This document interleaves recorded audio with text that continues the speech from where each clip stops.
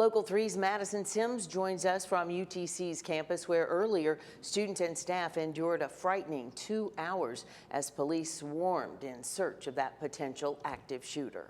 Madison, we know that they determined there was no shooter, but what was the reaction you saw from people with whom you spoke on campus?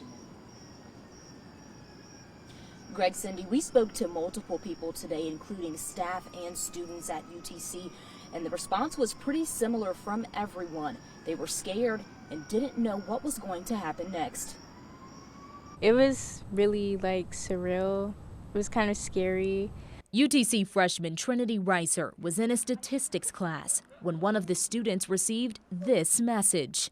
From then on, everyone acted quickly. The next thing I knew, they had barricaded the door with tables and chairs, and I went to the corner of the room and I just stayed there the whole lockdown. The message only had these two details. The alleged shooter was either in the library or the university center. Kind of made my heart drop. I was like, what the heck? What kind of notification is that? On the other side of campus, people in the university center were also experiencing the same uncertainty. Tasha Malone was working in the food court when she saw students ditching their plates and running out of the building. I hollered out, shouted out and said, hey, where everybody going? What's going on?